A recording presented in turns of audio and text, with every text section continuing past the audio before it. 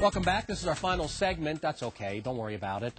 You can go back and watch it on the internet, or we even replay it again other times. And maybe I'll do it again sometime. Glenn Meekham's here with us. So's Diana Irie. We're talking about health care. Diana, you raised a very interesting document that's been almost ignored in the discussion in this country about health care, which is the Constitution.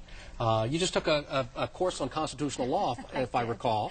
What do you think about this from a constitutional standpoint? I think it could be challenged. I think that this could be seen as an unconstitutional delegation of congressional power. I think that we need to take a look at the fact that it's separated between states. The Interstate Commerce Clause could come into play, and I think that this is an issue that we ought to be looking at. Yeah, and there are issues regarding also, I think, the power is not expressly given to the degree that there are things that government can do that broadly affect Americans. Some people said, well, you don't mind government saying that you have to have auto insurance, that everyone has to have auto insurance. Government doesn't say everyone has to have auto insurance. It says everybody who drives on a public road has to have auto insurance. If you don't drive, you don't have to have it. If you drive on your farm, you don't have to have it. But to have a mandate that covers every living American simply because they're alive is of constitutional dubious grounds, a point made in the Washington Post recently. Apart from whether we can challenge it effectively in the court of law, I think, Glenn, is a different point, which is, can we start arguing from the principles of the Constitution rather than treating it as a dead letter? That's a kind of post in American politics that if you say, here's what the founders said, not what Jerry Bowyer says or Glenn Meekham or some talk show host or Barack Obama, but this is what the founders said about issues like this, then let's be clear that when people argue against that, they're arguing against the people who founded the most successful republic in global history. And that's a big issue, right? That what got us to the success we have right now?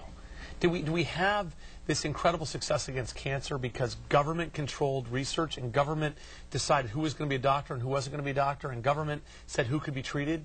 No, we got here because of initiative, of individuals discovering things, of drug makers and of device manufacturers who had the incentive to go out and make money and be successful in inventing things. Yes. So, and that's true across our entire economy.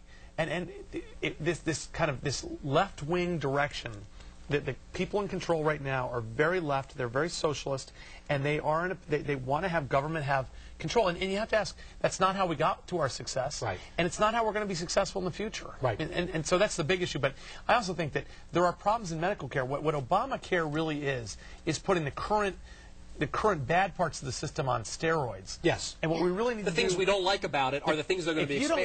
If you don't like our current system, you're really going to hate the system under Obamacare. I want to come back to an optimistic note. Diana, when you had your Tea Party recently, you gave out, at your own expense, campaign expense, copies of the Constitution of the United States. Yes. We're going from a protest movement really to a renewal and self-education movement around this document, which I carry with me all the time, around this document, aren't we?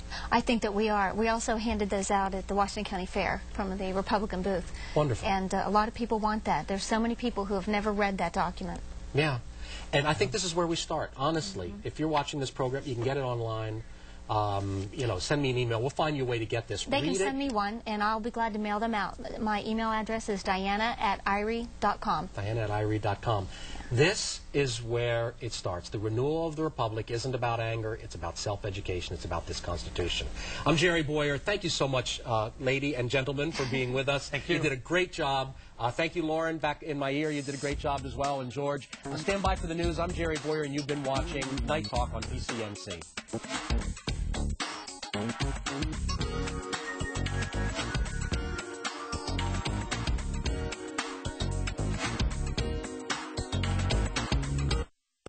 Introducing the new Image